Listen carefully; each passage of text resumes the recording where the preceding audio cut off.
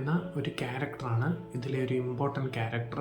So അദ്ദേഹം സോൾസിനെ interview ചെയ്യുന്ന ഒരു കൈൻഡ് ഓഫ് കഥാപാത്രമാണ് അദ്ദേഹത്തിൻ്റെത്. സോ അങ്ങനെ ഇൻ്റർവ്യൂ നടത്തി അവരെങ്ങനെയാണ് എർത്തിൽ ജീവിക്കുന്നതെന്ന് അനലൈസ് ചെയ്ത് അവരെ സെലക്ട് ചെയ്യുകയാണ് ഇദ്ദേഹത്തിൻ്റെ മെയിൻ ജോലി. പക്ഷേ അദ്ദേഹത്തിൻ്റെ ഒരു പ്രീവിയസ് സെലക്ഷൻ മഴിച്ചു കഴിയുമ്പോൾ അദ്ദേഹത്തിൻ്റെ മൈൻഡിലുണ്ടാകുന്ന ഒരു കൺഫ്യൂഷനാണ് ഈ സിനിമയുടെ എൻ്റയർ പ്ലോട്ട്. പിന്നെ വരുന്ന ന്യൂ ബാച്ചിലുള്ള അടുത്ത ആൾക്കാരെ എങ്ങനെയാണ് അദ്ദേഹം സമീപിക്കുന്നത്, ആ ഒരു ഇൻ്റർവ്യൂ നടത്തുന്നത് എന്നുള്ളതൊക്കെയാണ് സിനിമയുടെ മെയിൻ സ്റ്റോറി.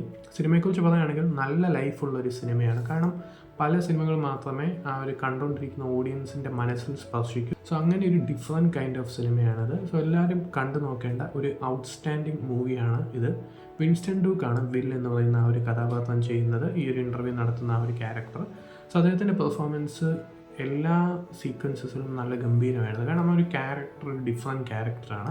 സോ അത് വളരെ സെറ്റിലായിട്ട് വളരെ ഗംഭീരമായിട്ട് മെയിൻലി ക്ലൈമാക്സ് സീൻസിലൊക്കെ വളരെ ഗംഭീര ആക്ടിങ് ആയിരുന്നു അദ്ദേഹത്തിൻ്റെ. സോ അതായിരുന്നു ഈ സിനിമയുടെ ഏറ്റവും വലിയൊരു പോസിറ്റീവ്. പിന്നെ പറയുകയാണെങ്കിൽ എഡ്സൺ ഓഡയുടെ ഒരു ഡയറക്ഷൻ, ഡെബ്യൂട്ട് ഡയറക്ഷൻ ആണെങ്കിൽ പോലും വളരെ മികച്ച രീതിയിലുള്ള ഡയറക്ഷനാണ് ഈ ഒരു സിനിമയിൽ ചെയ്തിരിക്കുന്നത്.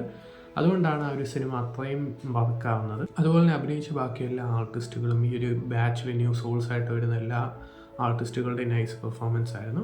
സോ തീർച്ചയായിട്ടും ഞാൻ റെക്കമെൻഡ് ചെയ്യുന്ന ഒരു മൂവിയാണ്. ആമസോൺ പ്രൈം വീഡിയോയിൽ ഈ സിനിമ ലഭ്യമാണ്.